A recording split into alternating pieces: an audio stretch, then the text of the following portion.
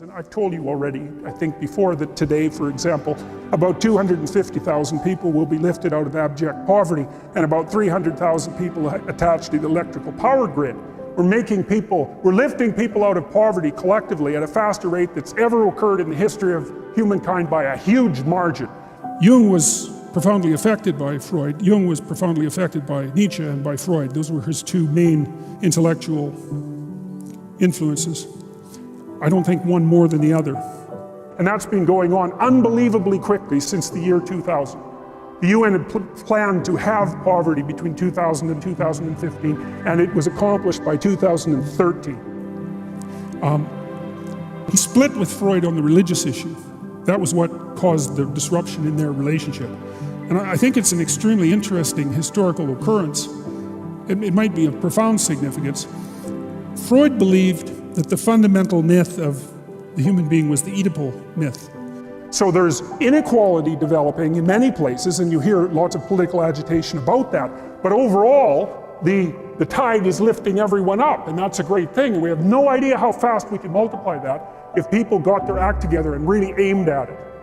And the Oedipal myth, from a broader perspective, is a failed hero story. So the Oedipal myth is the myth of a man who develops, who grows up, but then accidentally becomes too close to his mother, sleeps with her. He doesn't know who she is, and as a consequence blinds himself.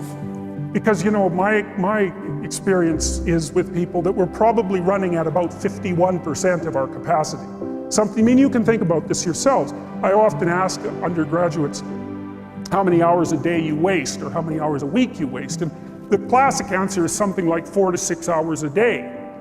And there's a warning about human development gone wrong in that story. And I think that Freud put his finger on it extraordinarily well, because human beings have a very long period of dependency. And one of the things that you do see in clinical practice is that many people's problems are associated with their inability to break free of their family. You know, inefficient studying, watching things on YouTube that not only do you not want to watch, that you don't even care about, that make you feel horrible about watching after you're done. That's probably 4 hours right there. You know, you think, well, that's 25 hours a week, it's 100 hours a month, that's 2.5 full work weeks, it's half a year of work weeks per year. Like, they're consumed by the family drama, right? They can't get beyond what happened to them in their family. They're stuck in the past.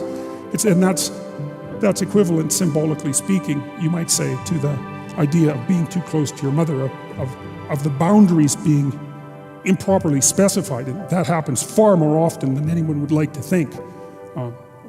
As I said, Freud thought it was a universal.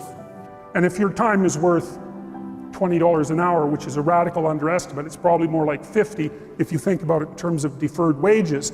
If you're wasting 20 hours a week, you're wasting $50,000 a year.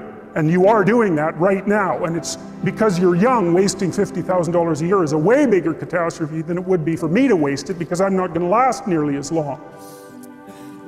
But Jung, see, he had a different idea, and his idea was that it wasn't the failed hero story that was the universal human myth. It was the successful hero story. And that's a big difference. Like, it's seriously a big difference. Because the successful hero story is, remember in Sleeping Beauty, you may remember this in the Disney movie, the evil queen traps the prince in a dungeon, and she's not going to let him out till he's old, right? And so there's this comical scene. And so if your life isn't everything it could be, you could ask yourself, well, what would happen if you just stopped wasting the opportunities that are in front of you? You'd be, who knows how much more efficient? 10 times more efficient, 20 times more efficient. That's the Pareto distribution. You have no idea how efficient people get. It's off the charts. Well, and if we all got our act together collectively and stopped making things worse, because that's another thing people do all the time, not only do they not do what they should to make things better, they actively attempt to make things worse because they're spiteful or resentful or arrogant or deceitful or... Where she's down in the dungeon, he's all in chains, and she's laughing at him, telling him what his future is going to be like. She's quite evil. And she paints this wonderful picture of him being freed in like 80 years and hobbling out of the castle on his horse that's so old he can barely stand up, and him with gray hair, and she recites this story of his eventual triumphant departure from the castle as an old and decrepit man, and she has a great laugh about it. And it's nice, it's a real punchy story. It's really something wonderful for children, that story. And he gets free of the shackles. Or homicidal or genocidal or all of those things all bundled together in an absolutely pathological package. If people stopped really, really trying just to make things worse, we have no idea how much better they would get just because of that. So there's this weird dynamic that's part of the existential system of ideas between human vulnerability, social judgment, both of which are major causes of suffering. And the things that free him are three little female fairies. It's the positive aspect of the feminine that frees him from the dungeon. So it's very interesting and very accurate from a psychological perspective. It's the negative element of the feminine that encapsulates him in the dungeon, and it's the positive element of the feminine that frees him. And the failure of individuals to adopt the responsibility that they know they should adopt. And that's the thing that's interesting too, is that, and like another thing I've often asked my undergraduate classes is, there's this idea that people have a conscience. And then he has the queen, the evil queen, is not very happy when he escapes. You may remember that she stands on top of her castle tower and starts to spin off cosmic sparks. I mean, she's quite the creature. And you know what the conscience is.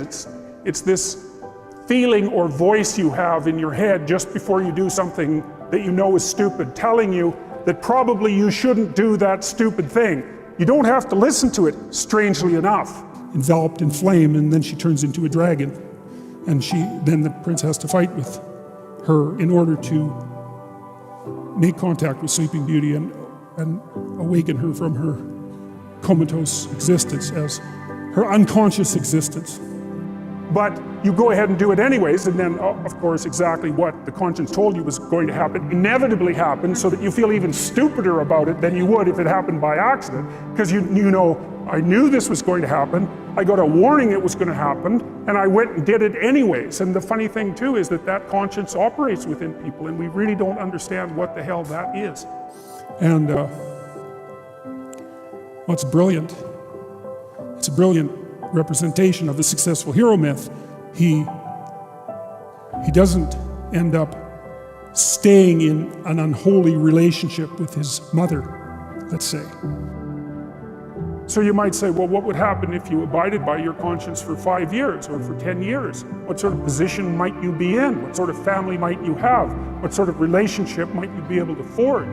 And you could be bloody sure that a relationship that's forged on the basis of who you actually are is going to be a lot stronger and more welcome than one that's forged on the basis of who you aren't.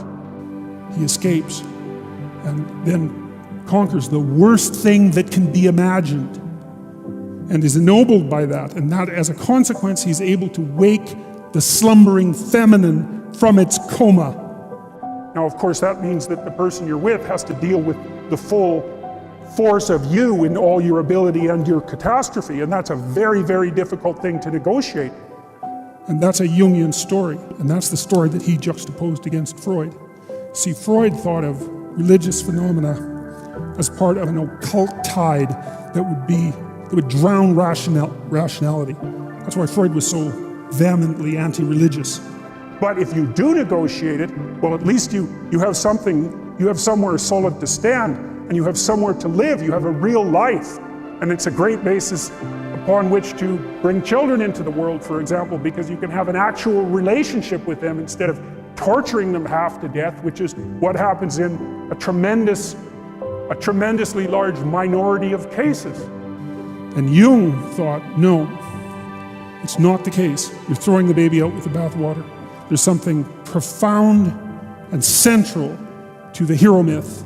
And Jungian clinical work is essentially the awakening of the hero myth in Elisand, in the client or in the patient. Well, it's more than that too, because, and this is what I'll close with, and this is why I wanted to introduce Solzhenitsyn's writings to you. You see, because To conceptualize yourself as that which can confront chaos and triumph, and that's associated with an ennobling of consciousness and the establishment of proper positive relationships between male and female.